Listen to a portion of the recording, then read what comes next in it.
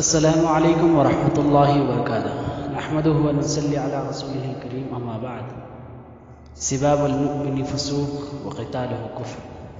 آج کا ہمارا موضوع ہے کہ زبان کو خراب کرنا کیسا ہے۔ زبان کو خراب کرنے کا مطلب اور معنی اور مفہوم یہ ہے کہ گالی دینا کیسا ہے۔ زبان کو خراب کرنے کے کئی وسائل ہیں، کئی طریقے ہیں، جیسا کہ کسی کی غیبت کرنا زبان کو خراب کرنا ہے، جھوٹ کہنا زبان کو خراب کرنا ہے، کسی کو گالی دینا زبان کو خراب کرنا ہے، کسی کو دکھ پہنچانا مذاق کے طرح سے یا کسی بھی طریقے سے، یہ بھی زبان کو خراب کرنے کا ایک طریقہ ہے۔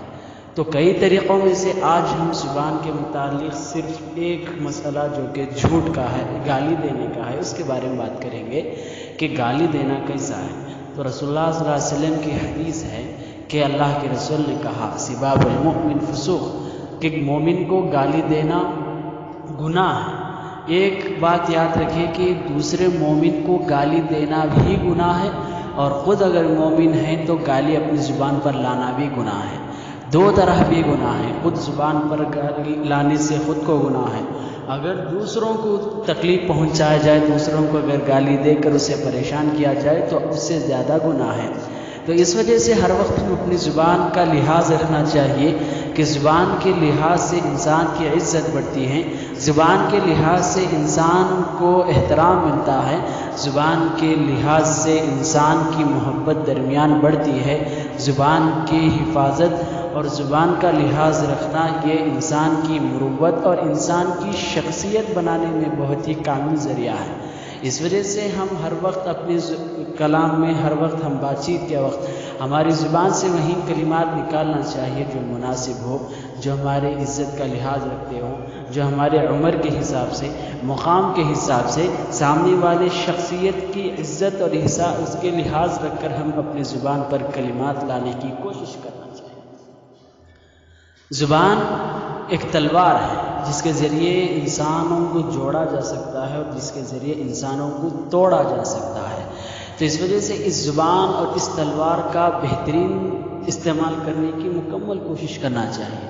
جیسا کہ اسلاف میں سے کسی نے کیا ہی بہتر کہا، بڑے لوگوں میں سے کیا ہی بہتر کہا گیا کہ انسان کو جب زخم تلوار کا پہنچتا ہے، کوئی تلوار سے کسی کو زخم کرتا ہے، کترتا ہے، اگر مارتا ہے تو وہ زخم ضرور مٹنے کا اندیشہ ہے، ضرور مٹنے کا، اس پر ہم اس کا خیال رکھ سکتے ہیں، مگر زبان سے اگر کسی کو تکلیف دیا جائے تو وہ زخم زندگی بھر رہے گا، جب تک اس کی موت ہو جائے اور جب تک اس کی موت ہو جائے۔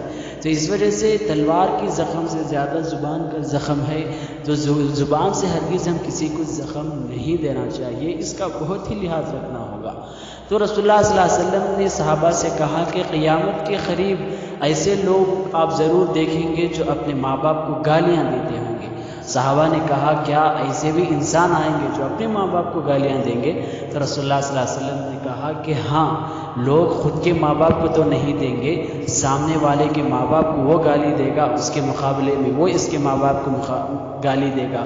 اس طرح رسول اللہ صلی اللہ علیہ وسلم نے کہا کہ گالی دوسروں کے ماں باپ کو دینا گویا کہ خود کے ماں باپ کو گالی دینے کی طرح ہے۔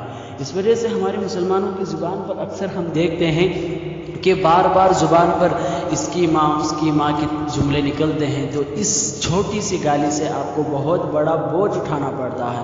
اس وجہ سے ان گالیوں سے بچ کر رہیں، اپنی زبان کو پاک صاف رکھیں، جس کے ذریعے آپس میں محبت بڑھتی ہے۔